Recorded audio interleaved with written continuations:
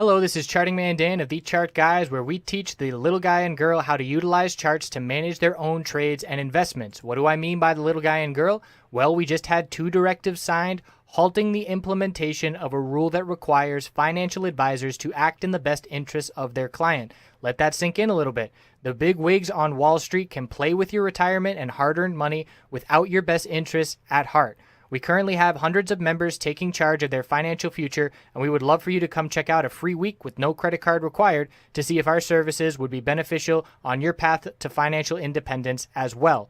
What we offer, we have a separate course of over 5 hours in length on when to enter and exit positions. And in terms of what we do daily, we have nightly videos, key levels updated each morning before the bell, 2.5 hours of live daily webcam coverage in the morning and in the afternoon, and over 7 hours of educational videos.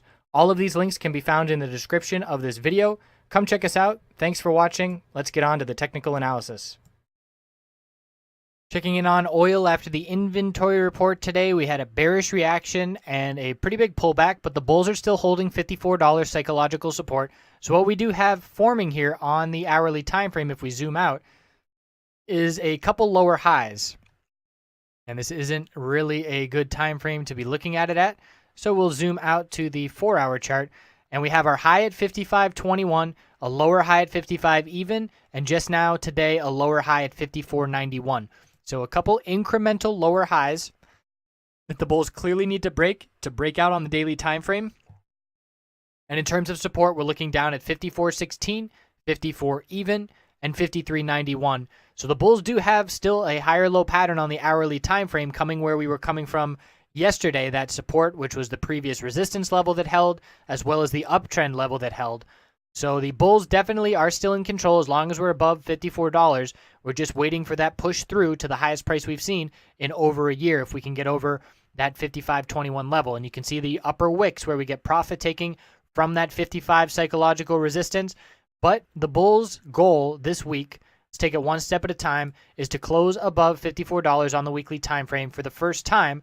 Last time this occurred was back in June of 2015. So over a year and a half since the last time that has happened, and the bulls are trying to do that with a green day tomorrow, or pretty much we can just trade sideways as we're currently at 54.35. So bulls in control. Checking in on USO, yet again, those 1160s resistances knocking the price down. So looking like those 1160s, and this is because of that contract rollover as well. Before that contract rollover on oil, we were looking at $54 correlating with these 1160s. That contract rollover gave a little bit of artificial boost on the charts to oil, and we're not seeing that because USO doesn't get a contract rollover.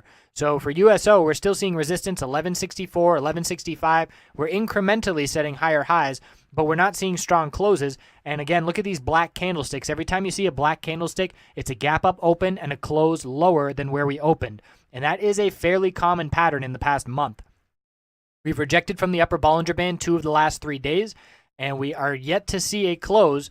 The highest close we have seen is 1154, and that is a line in the sand. 1154, 1154, 1154, 1153. So that's the 4 closes, the highest closes that we've seen in all of 2017.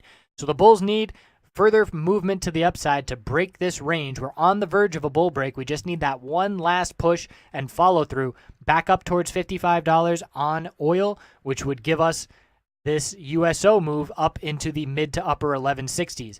The weekly time frame still has all these lower wicks holding the middle Bollinger Band support, just looking for that continuation to the upside. And after these mid to low 1160s, we're looking up at $12 even after that. So bulls looking pretty good on the weekly time frame, maintaining support really well. It's just this sideways daily range that needs to see a clear break, and we need to see a strong close up near the high of the day. The last strong close that we have seen on oil in terms of a bull move and a strong close was back at the end of January. You can see all of these high closes are coming with weaker closes than where we opened.